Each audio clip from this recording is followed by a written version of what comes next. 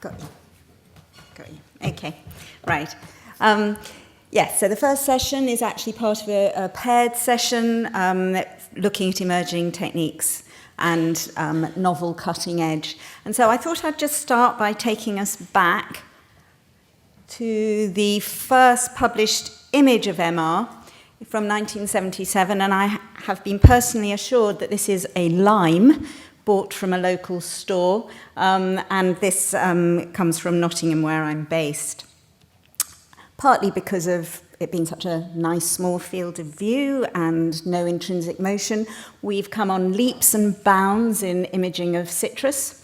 So we can now image at 3T, and it's even better at 7T.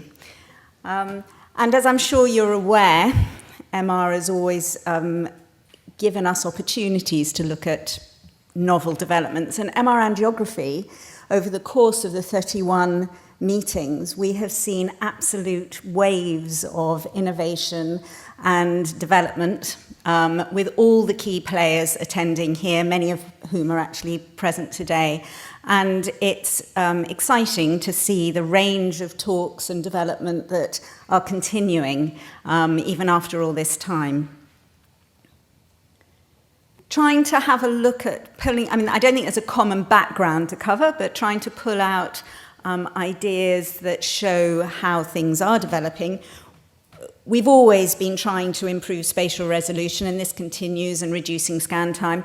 Perhaps the way it's being done is modifying, and there's quite a lot of look at the way that the K-space is manipulated and at flip angles. And there are 2 or 3 talks today on varying flip angles. There's even a flop angle, which I have to say was a new one on me. And for those that aren't aware what a flop angle is, I believe it is the flip angle of the first rephasing pulse in a phase fast spin echo sequence, but I'm sure that will be explained more by the speaker.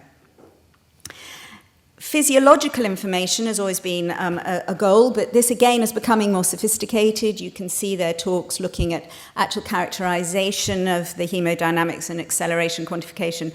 And this seems to be trying to understand not only the pathogenesis, but the actual stage at which the pathology is, in a hope that it might actually be able to predict the outcome and the future pathological course. And we see that too in plaque characterization. There's a talk on the T1 uptake characteristics and modifying, again, flip angles to optimize that. Machine learning, I think we've had a fabulous introduction to that, so I certainly wouldn't like to try and expand on that. I think as a clinical radiologist, what is interesting and gratifying is that some of the topics that are still novel but were presented a number of years ago are now coming very much more into the norm, not necessarily commercial yet, but we will see a lot of discussions on 4D flow, and that's again moving quite rapidly. KISS is moving from 2D peripheral into 3D carotid work. But I think one of the very interesting features, if you look at the talks today, they are all non-contrast enhanced imaging in this first talk, other than the plaque characterization.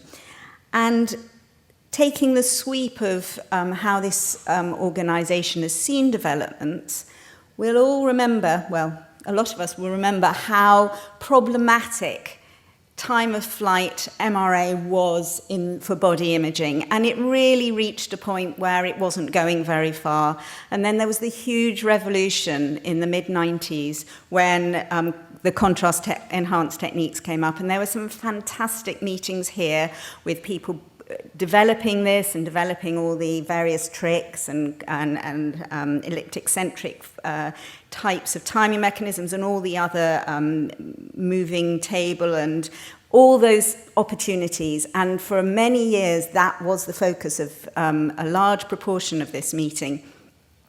And then with changes to concerns about NSF, which even though that now has diminished, I don't think the institutions necessarily realise that, and trainees don't realise that, and the amount of time spent reassuring people about NSF, I think, is disproportionate to its current risk. But there are issues with gadolinium deposition, and so people are moving away to non-contrast enhanced techniques.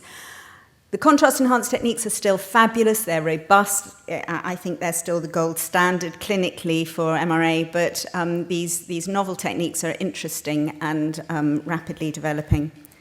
And so just finally going back, this is the first published image in vivo. It's axial through a finger, and we've improved on that. Not only in citrus, this is the first contrast-enhanced dynamic MR angio at 7T that we presented here in 2006.